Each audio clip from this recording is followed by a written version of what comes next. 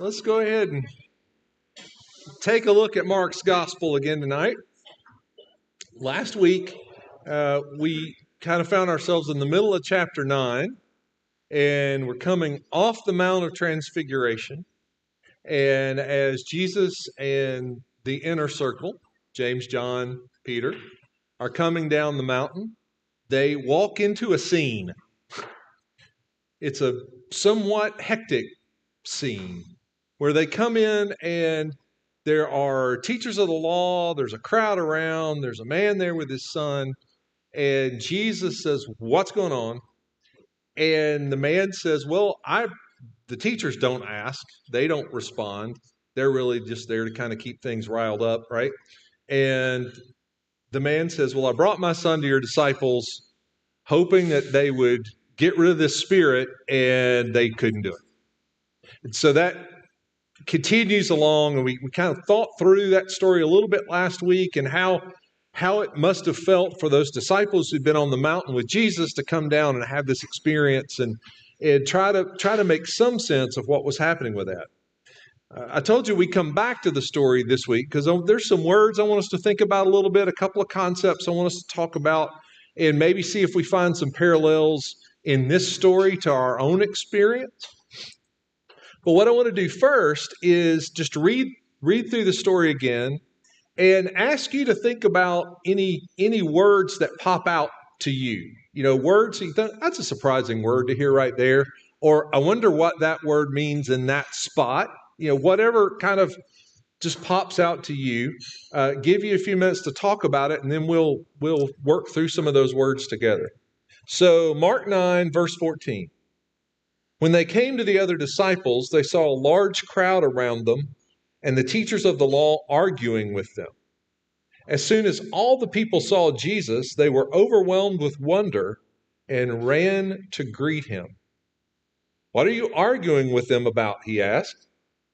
A man in the crowd answered, "Teacher, I brought you my son, who is possessed by a spirit that has robbed him of speech.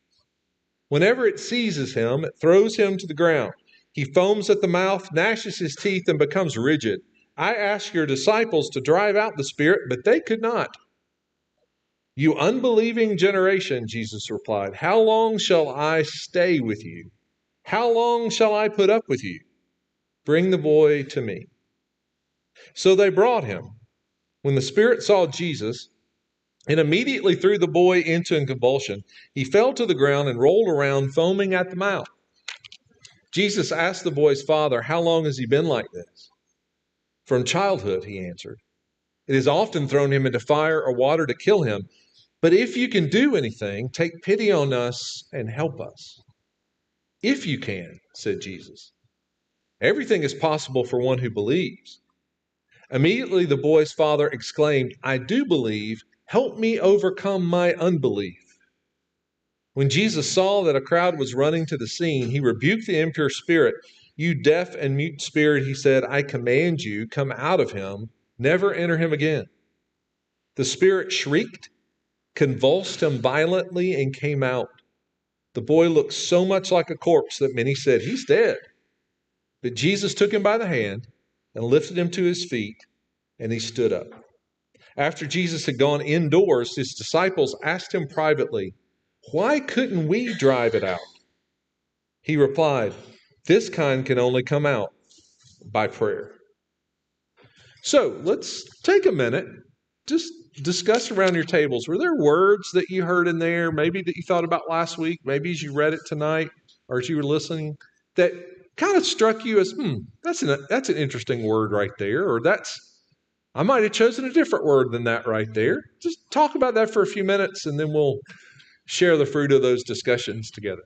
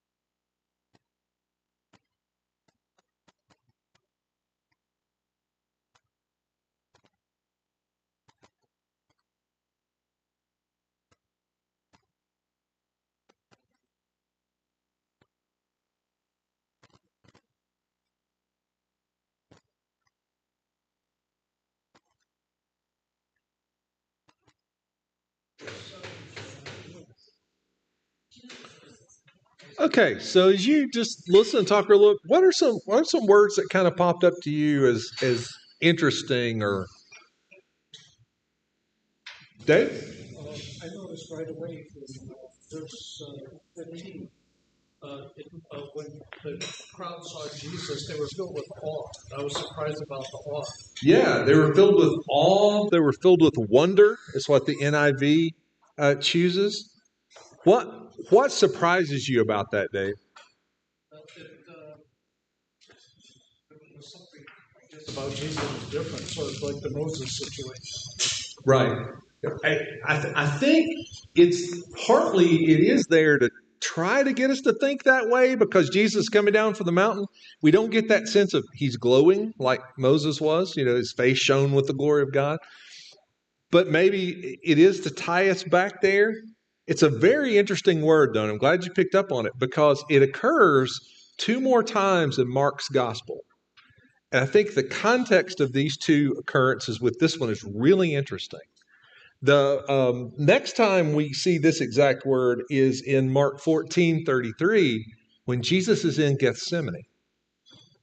And it is used there to describe the emotion that Jesus is feeling in that moment. Most of these Greek words are multivalent, so they have the ability to convey different things, but it occurs in there. The other place that it occurs is in Mark 16:5 when the women find the tomb empty. This sense of wonder. I mean, it's the same word in those 3 occasions. It's not used in the other places where people are amazed by Jesus, which is why I think the NIV chooses not to render it amazed because they've used amazed before, and why they render it wonder because it's a different sense. I think the emotional content here connected with those 2 moments later in the story really is an interesting thing to think about when we tie this back to what Jesus has told them. These passion predictions, we've already had one, we're about to have a next one. And that emotion is kind of coming at that same level. So good catch. Interesting word to think about in this passage. You may have another one? It isn't a word, but I just have always been intrigued about the idea that those spirits recognize Jesus. The spirits recognize Jesus, yeah. Yeah. They always do too, don't they? Right? He didn't recognize him until he was right on top of him. He didn't notice. He got close and then went, uh-oh. This is dangerous. Well, we're about to get to that point in James where he says, in fact, we're going to get to it. Spoiler alert, Sunday morning. We get to that point in James where James says, you have belief, great. The demons believe, okay? They believe, they fear, they tremble. So, there's this situation, and it's not new. We've seen this before, right? Okay? Others? David? What do you think? I've never noticed that the spirit, that was the impure spirit, 25, where it says, death and meet the spirit. What do you think he means? What do you think? Jesus says that? Is that what you're saying? It's not. The demon is a death and meet. I think what he's identifying is what the demon is causing. The effect of the spirit in the life of this boy, because he says early on that he's not, let's see. He said he's possessed of a spirit that's robbed him of speech. And it's kind of some scholars will point to that being what they call a double accusation, in the sense that this is a particularly vile demon, that Jesus curses the demon twice. But I think it has most to do with what the demon has caused to this boy. I don't think he's naming it. I think it's more about what happens because of that demon's presence in the boy's life. Okay? Others? Other words, phrases? That's the Lee? word of your translation when he said, how much longer must I be patient? Yeah. Jesus kind of, he's like, you unbelieving generation. How long shall I stay with you? How long shall I put up with you? Be patient with you. Was it the Message, I think, says, how many times do I have to go over this? Where do you think that frustration's coming from? Because Jesus knows they don't get it, right? What's driving that frustration, you think? Because it does sound frustrating, right? Dave? There's three possible audiences for that Sure. frustration. There's the scribes, the Right. religious law. There's the crowd around. And Right. there's the disciples. Which one do you think is the primary recipient? It seems to me to be the disciples because they're the ones who couldn't pull the job off. Yeah, so there are three possible audiences: the scribes, the Pharisees, the leaders, the crowd who's there, or the disciples, with whom Jesus may very well be frustrated because they couldn't do what he had authorized them to do before. And I think the answer to that, Dave, is yes. I think it's all of them. I think they're all part of that generation. I think his frustration comes, yes, from with all those people for different reasons, but I think it's driven at this point by urgency. The time is literally running out. So when we get to the introduction to the next paragraph here in verse 30, it says they left that place and passed through Galilee. And that's the turning point in Mark's gospel. Jesus is on his way now to Jerusalem. And that marks the end of this kind of Galilean ministry that Jesus has had. And so there is now a sense of urgency. He's about to tell them again, this is what's going to happen when we get to Jerusalem. And I think that urgency is driving this frustration. I'm not going to be here forever. To the disciples who are the near audience, and I think David's right in that, you guys have to figure this out. But to everybody else, you're not getting what's happening here, and there's some frustration there from Jesus. Okay, Patsy? With that, it's probably, we have to live the Bible and the translation to come at the urgency. He says here, what's all the arms of that? The neediness of the confidentiality, filling presence. Well, how long have you been in this place? In another place, cases like this require prayer. It's just that I love to hear that he would. Yeah, I think that's a really interesting thought, Patsy, and it does come up in this story, and it comes into the statement that the dad makes. Jesus, he says, if you can do something, which I think is what all of us say to a doctor, right? If you can help, and Jesus says, if. And he says, yeah, I believe, help my unbelief. There's a lot of that human factor in this story. And to that point, another interesting word in this to me is at the end of what the Father says. I do believe, help me overcome my unbelief. Apistia in the Greek, which is a negating prefix. Pistia is the word we typically translate faith or belief. And so it's a lack of faith, a lack of belief, literally is what he's saying here. But again, it connects us to another story. The only other place that we find this word in Mark's gospel is in Mark 6, when Jesus is in Nazareth. And if you remember what happens in Nazareth, when he's leaving, he says, I could not do any miracles here because they lacked faith. It's the same word. And so it ties back to that story. And so this man is in the same condition, in a sense, but he recognizes it. It's a little bit of the progression of the gospel. In Nazareth, they don't get it at all. They don't recognize it. Jesus says, I can't do anything here because they lack faith. Here's this man who says, I know I'm still lacking in faith. Help me with that.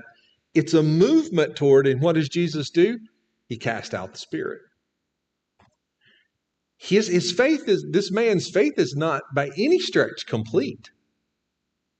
He recognizes he still lacks. He recognizes he's still struggling. He recognizes that if was the honest question. He didn't know. He didn't come and say, I'm certain you can do this. But he recognizes, okay, I need to believe, help me.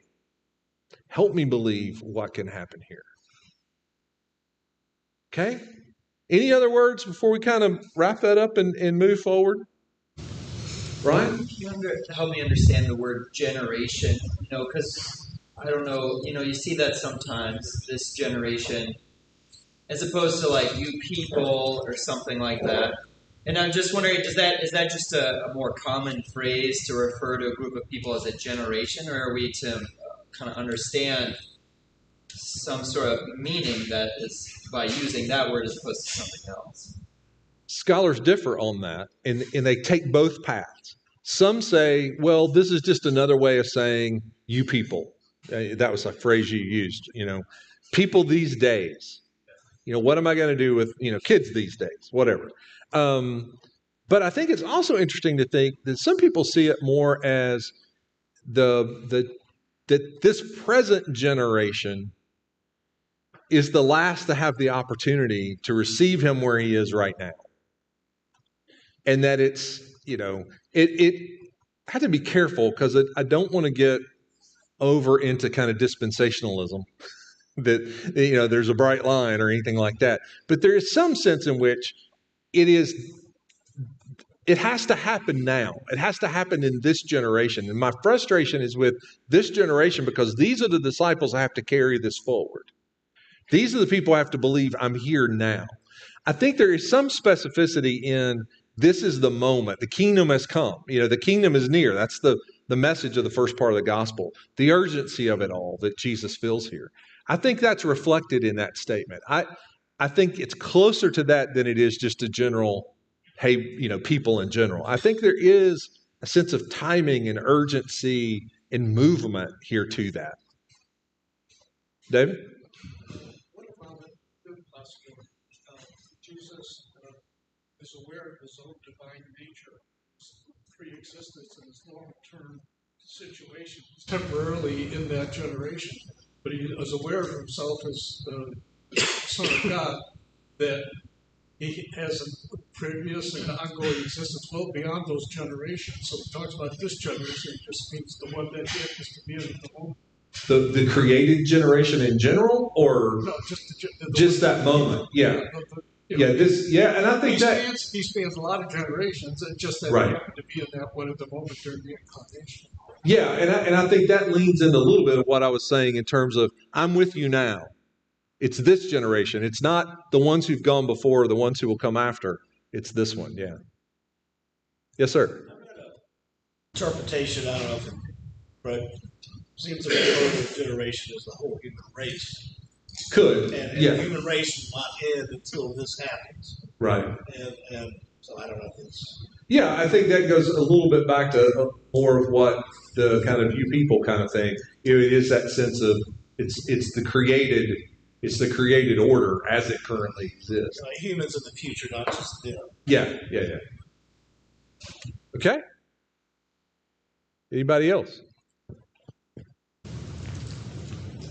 So before we leave this passage, let me ask you, first of all, in the context in which this gospel is initially received, which we tend to think of it being kind of in the Roman church, that Mark is writing it as a record for them, perhaps to capture Peter's stories, the other early Jerusalem leaders, and that he's within the Roman church in a day of either burgeoning or outright persecution, kind of in that moment, trying to tell this story. If you're in the church in that day, what might this story say to you? What might it speak to you? How might it resonate in your own experience?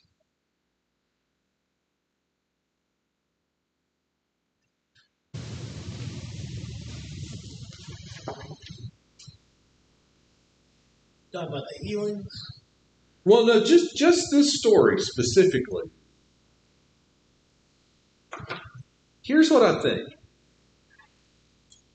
I think that if I'm a Christian in Rome, somewhere in what may have been the last days of Peter, if indeed Mark is sitting with Peter, perhaps Peter's awaiting his execution, as some scholars kind of speculate, I think I would be kind of in a hopeless place. And I think I would be wondering if I had any power to do anything about the situation I was in. And it seems to me that that's where the disciples are in this story. They were kind of in a position where they didn't have the power to do anything about the situation they were in. And they didn't quite understand it. And I'm wondering how that speaks to the church in that moment. Because I'm wondering how that speaks to us. How, as we read this story and we think about it, it's easy to say, okay, well, it's about belief in this man. And I think there's a lot of truth in the fact that none of us are at a place where we completely, fully, perfectly believe. The prayer the man makes here, I have found to be my prayer more often than not. I do believe, I want to believe, help my unbelief. I think we understand that. But in the bigger stretch, as the church today, I wonder if we ever find ourselves in a position where we just don't feel like we have the power to do anything about the problems that come to our door.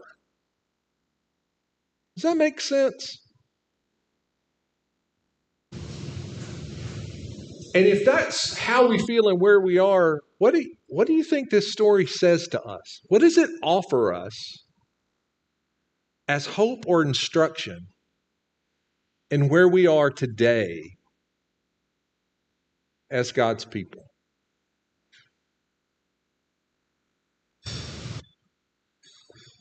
was really hoping somebody was going to have an answer to that question. Last sentence. Do what? It's the last sentence. It's put out with hope and prayer. Okay. Ryan? I think, especially taking into the previous story, where you feel like they have the kind of epiphany moment, I guess it is comforting because I think we much more would identify with this scenario. And, maybe we've all had those times where we feel like, okay, now things are clear. Like, I believe in you, God. Like, yep, I'm solid. Like, this is now confirmation. I'm now good for the rest of my life, or whatever. And not much time usually passes before the memory of that epiphany fades, the power of it fades, and we are, like we usually are, like, doubting within ourselves, confused, circumstances seem chaotic. And I feel like this is much more like our actual reality of like somewhere between belief and unbelief. Things not going how we would want it to go or expect it to go. And I guess that's comforting. Comforting to see that it's not just us, right? It's sure. Comforting that I'm sure the disciples came from the mountain thinking, all right, now we are all set. But it doesn't really take that long for Peter to be completely destabilized in a lot of the things that he thought he was pretty rock solid on. And I think we shouldn't expect any different, right? I love the pun between Peter and rock solid. Thank you. That was accidental. That was really good. Yeah.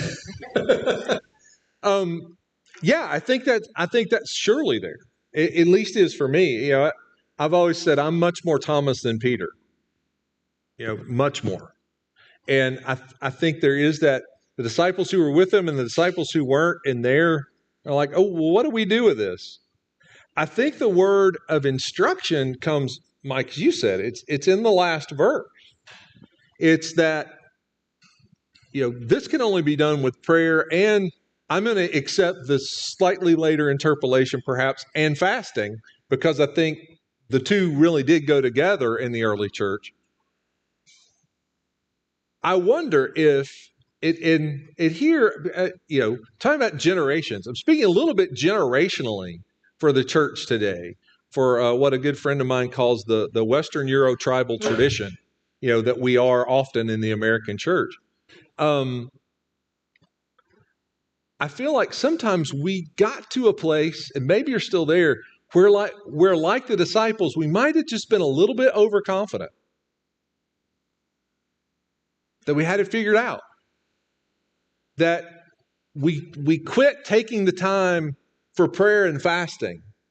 We quit doing the hard personal and corporate spiritual work to prepare ourselves for the situation we were in. And to play a little bit of church historian here, to think about the last 50 to 75 years of church, the peak of American church involvement and attendance in terms of gross numbers, perhaps not per capita, that's a different argument, but in gross numbers really comes into kind of mid to late 1950s and 60s, early 60s. That's, for a lot of churches, that's the heyday. That's the golden era of churches, especially across the South. And what I think happened was we got in kind of a generational way, we just thought it was always going to be that way. Great story from the I guess, dominant pastor from a history perspective of a church I served in Atlanta. They asked him one time, what did you guys do to grow the church? He said, we didn't do anything. We opened the doors and people drove by on Saturday night through the church letter, through the front door. They were just coming. They were just showing up because that was how cultural society, all that worked. And I think we maybe just got a little overconfident. And then when it started to slag, instead of doing the prayer and fasting, we went for technological solutions. We started, the whole church growth movement. It's about strategy and technique and all those kind of things. And I'm hoping that maybe as a church, we've gotten back to a place now where we've recognized, you know what, we don't actually have the power to change the situation we're in. Now, there's some in the church who want to exercise power of a different kind. I think ultimately that's going to be a horrendous failure if we stay in that path personally. But we don't have that power. And Jesus would say to us, I think, this kind you can only deal with prayer and fasting. And I think what I hear in this story for the church today is a call back to that. A call back to doing that deep spiritual work of seeking God's power and presence and way, and doing the actual discipline of opening ourselves up, being vulnerable to the Spirit's leadership in a way that maybe we haven't always been, if we're honest. So, I kind of quit teaching and went to meddling there for a minute, I know. But it's more for me, to be honest. Because it's so easy to try to fix something strategically or to solve a problem, when what Jesus is constantly calling us to do is be more connected to God's presence in our lives and let the Spirit work on the situation. David? I find this story quite encouraging, uplifting, because it's sort of an example of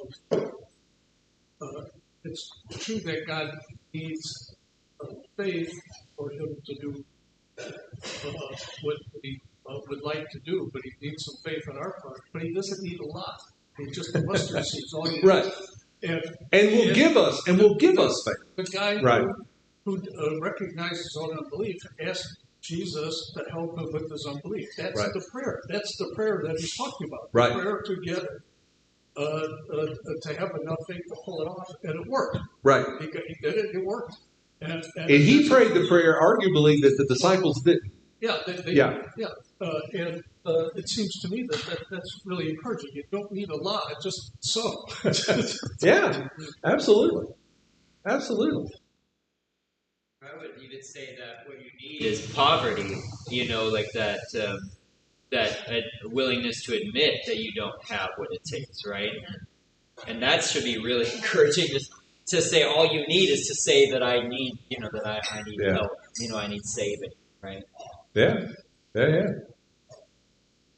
Do you think it's church that's failing? I'm sorry? You think it's the church that's failing then? I'm going to, go back to your soapbox and about how the church has, we're missing the mark. You can go anywhere in the world and you're going to see Jehovah's Witnesses on every corner. Okay, yeah. Why are we not evangelizing? It's a good question. We used to. The 80s and the 90s.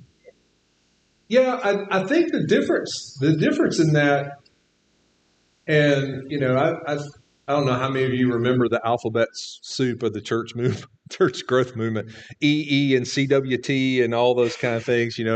I've been through all those things, and I think they were the right intent. I think even there, I think sometimes we skip the prayer and fasting part because it became kind of formulaic. Not in every case, but in some. But I think it's if we're doing that, if we're being led by the Spirit, I think that's where it takes us, to that place where we're sharing our faith every day in what we do and where we're called. Okay, let's move on just a little bit here. Yes, sir. This may sound Pollyanna. Aren't we just called to love people and figure out how to do that well? Yeah. And the rest will follow. Yeah. Because sometimes we might make it too complicated. I don't argue with that. Like take an interest. Yeah. No, I think we are called to love people. I think where we run into a wall sometimes is, are we willing to love them on their terms? It's how we want to love people, but we want to set the boundaries for that. And I think, love your neighbor as you love yourself, right? That's the basic. And what we tend to do is we hear that, and then we become the lawyer in the story in the gospel. Well, exactly how do we define neighbor? I think you're absolutely right. That is the bottom line. That's the basis. But in order for that to be alive in us and work its way out into everything we do, I think we have to start with that spade work of prayer and fasting. But it's where we get, yeah. I think this may sound overly psychological, but it's been my experience, a lot of Christians don't really love themselves properly. They judge themselves as well as others. And in that atmosphere, you can. Right. Yeah. Okay. Verse 30. They left that place and passed through Galilee. Jesus did not want anyone to know where they were because he was teaching his disciples. So just real quickly, I said a moment ago, this kind of it marks the end of the public Galilean ministry. Jesus is now making his ways, going through Galilee. He's trying to do it on the back roads, so to speak. And the reason Mark gives us for that, we've moved away from the kind of messianic seeker motivation that we had earlier in the gospel. And now it's, I want to spend time with the disciples. It's that sense of urgency. It goes back, David, what you were talking about of, you guys need to get this. I need to spend some time with you. He says, the Son of Man is going to be delivered into the hands of men. They will kill him, and after 3 days he will rise. But they did not understand what he meant, and they were afraid to ask him about it. A couple things. There's one phrase here that's different from the first prediction that we find back over in Mark 8. Jesus says there in verse 31, he then began to teach them that the Son of Man must suffer many things and be rejected by the elders, the chief priests, the teachers of the law, and that he must be killed and after 3 days rise again. Then listen again to what he says here. The Son of Man is going to be delivered into the hands of men. They will kill him, and after 3 days he will rise. What's the difference between the two?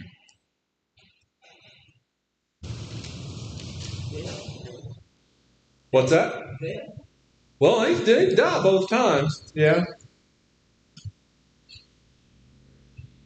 The first time he talks about he'll be rejected by the religious establishment. So that's in the first time. But the second time he says he will be delivered into the hands of men. He will be handed over. There's a difference between being rejected and being handed over. And so he seems to start pointing now, and it's going to come up again in a couple of times, at this idea of betrayal. Betrayal by those who should have known who he was in terms of religious leadership, but betrayal by one of his own. He's starting to hint at that here. The other question that, because we've heard this, we kind of talked through this before, I wonder if we can begin to sense a certain loneliness in Jesus at this point. Can you appreciate how lonely he must feel in this moment? He's sharing this horrible thing that's coming, and they don't understand it, which doesn't surprise us, but they're afraid to ask him about it. To me, that says he put that out there and he got crickets. Nobody said anything. Can you imagine sitting at a table or walking down a path with your best friends and saying, I'm about to die, and nobody said anything? Can you imagine how lonely he must feel at this point in this part of the journey, knowing what's coming, knowing the struggle that's ahead? I find that kind of just a moving note that he says nobody would ask him. They were afraid to ask him. It's kind of interesting.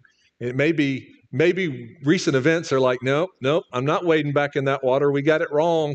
I don't want to hear about it again. He's already frustrated with us. Whatever the explanation is, I think from Jesus' perspective, that silence had to be isolating.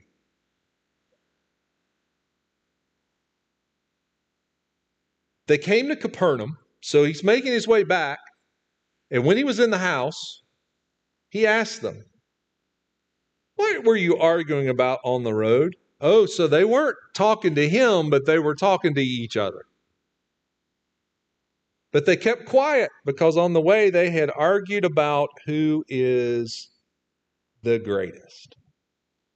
Sitting down, Jesus called the 12 and said, "Anyone who wants to be first must be the very last and the servant of all." He took a little child whom he placed among them. Taking the child in his arms, he said to them, "Whoever welcomes one of these little children in my name welcomes me, and whoever welcomes me does not welcome me, but the one who sent me."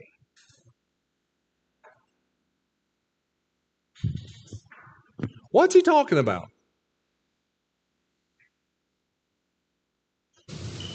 First of all, what are they arguing about?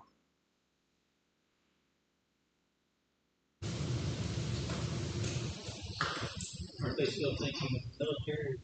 Maybe they're thinking about a military political takeover, and they want to know who gets the seats in the cabinet and who's vice messiah. Who's going to be the vice messiah? Okay, maybe that's it. What else might they be arguing about?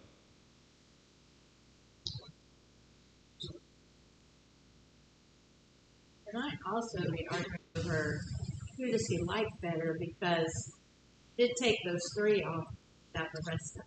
Yeah, maybe there's still a little underlying tension in the group.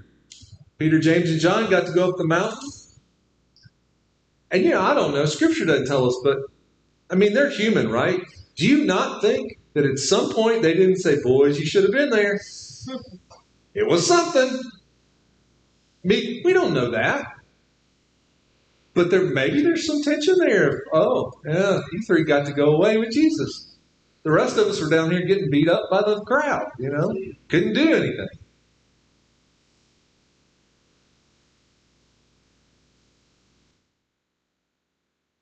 I wonder if they're wondering who's going to have the same kind of power. And not maybe political power, maybe spiritual power. Who's going to pick it up faster? Who's going to be better at this? Who's going to be first?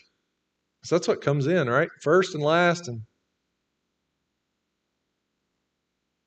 so how does Jesus respond? This one's easy. It's right there. It's an open book. You can look at it's as Jack's fourth grade teacher said, I'm not trying to trick you. I'm trying to teach you. It's not a trick. He says, if you want to be my disciple, if you really want to follow me, in order to be first, you have to be last. You have to be servant. You have to be the one who serves. And then he brings an illustration. A handy illustration. Happens to be right there. He brings a child. Why a child? They don't matter at all. In the society in that moment, childhood meant nothing. We have a very romantic version of childhood, right? Often when I teach this passage, someone says, well, because children are innocent, because children believe. Maybe. But in this case, a child had no status. A child was the least. And it's a very interesting opportunity because in Aramaic, which we suspect Jesus spoke, in Aramaic, the word for child is the same word as the word for servant. Those seem like two different things. They do, but not so much. Not so much. Jesus is saying, you're arguing about being the greatest. I'm trying to get you to understand how to be the least. So here's my question. Do we ever have that argument in the church today? Let me rephrase the question. How do we have that argument in the church today? We don't argue it this way, right? Because we know better. Because Jesus has already dealt with this particular approach. So we know not to do this. We know not to say, who's going to be the greatest in the church in the year to come. We know not to go with this argument. That's a failed strategy. But we still argue about being the greatest, don't we? How do we do that? Numbers? Yeah. So like we're a better church than you are because there are more people here. Yeah. Yeah.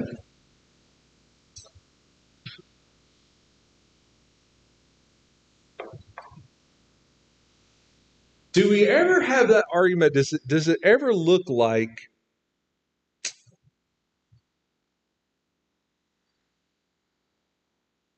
if I don't get my way on this, I'm going to go to another church?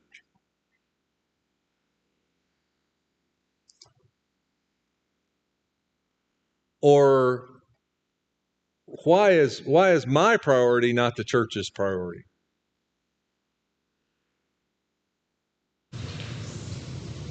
Or I'm pretty sure I give enough that I ought to get some consideration for this.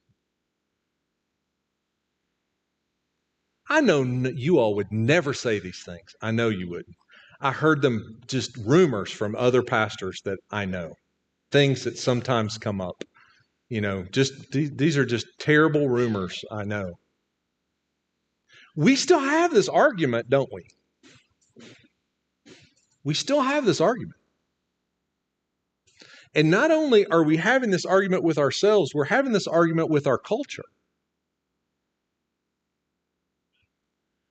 We want to be the greatest. We want to have the influence. And Jesus is saying the way you do that is by serving, by loving, by serving. In order to serve, a servant, a child, is vulnerable, is powerless, is positionless, is influenceless.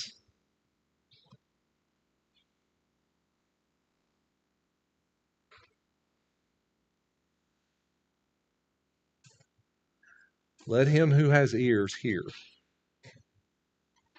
what the Spirit says to the churches. I mean, it's so abundantly clear. This is not simply a personal message. This is a corporate message, because these are the people who become the church, right? He's trying to embed in the fundamental nature of the church an idea of being the servant to all, he says. To all.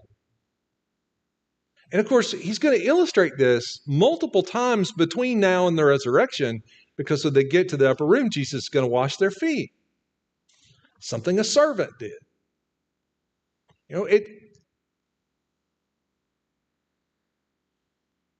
I think one of the hardest things about, to me, Bible study with grown-up Christians is that we want to think about it academically and theoretically, and we want to kind of come away going, oh, I hadn't thought about that way before. That's a nice new thought. When reality is, this stuff is supposed to change us to our very core.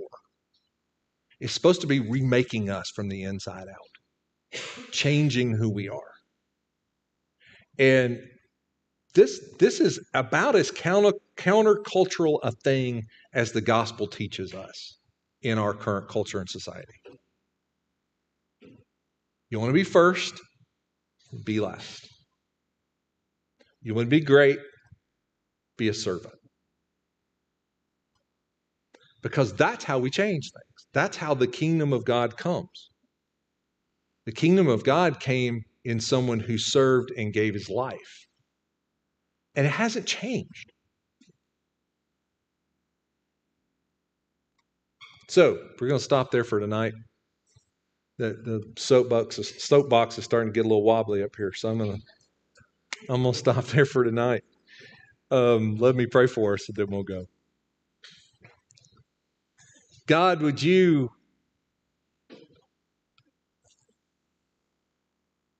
embed your word in us in such a way that it is at work transforming us, because your Spirit is at work in us. Truth that we find in the words of Jesus that's life-changing, that's world-changing, if we will embrace it, if we will live it. God, it's not enough just to think it. Help us to do it. Help us to engage in that daily practice of prayer and fasting that seeks your presence, that tends your Spirit's work in our lives, that engages in it, and then lives out of that. Lives out of it by loving others as you have loved us. So go with us now, O God. For it's in Christ's name we pray.